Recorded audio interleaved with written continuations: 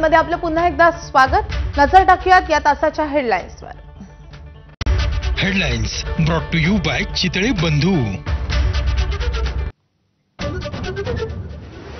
मालवणमध्ये निवडणुकीआधी भाजपकडून पैसे वाटप, शिंदेंच्या शिवसेनेच्या निलेश राणेंचा आरोप। पोलीस आणि निवडणूक अधिकाऱ्यांसह निलेश राणे भाजप कार्यकर्त्याच्या घरी दाखल। सिंधुदुर्गात भाजप आणि शिवसेनेमध्ये जोरदार धुमशान। भाजप नगराध्यक्षपदाच्या उमेदवार शिल्पा परब यांनी खोटं ओबीसी प्रमाणपत्र सोडलं, निलेश राणेंचा आरोप, तर परब यांचंही प्रत्युत्तर।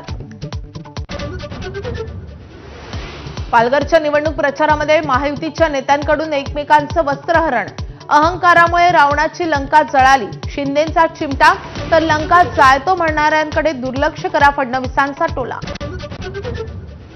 आयआयटी बॉम्बेच्या नावावरून राजकीय कलगीतुरा, मुंबई गुजरातला जोडण्याचा डाव, ट्विटद्वारे राज ठाकरेंचा आरोप, तर आयआयटीचं नाव मुंबई करण्यासाठी केंद्राला प्रस्ताव, मुख्यमंत्र्यांची स्पष्टोक्ती। शेतकऱ्यांसाठी राज्य सरकारचा मोठा निर्णय।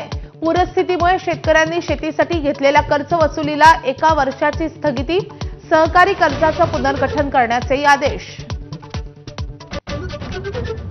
2030 सालच्या राष्ट्रकुल क्रीडा स्पर्धेचे यजमानपद भारताकडे।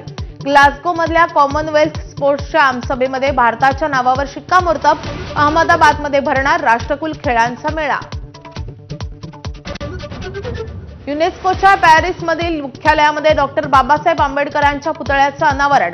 भारतीयांसाठी संविधान दिनाचा आनंद द्विगुणित करणारा क्षण, मुख्यमंत्री देवेंद्र फडणवीस यांचा पुढाकार। Headlines brought to you by Chitale बंधू।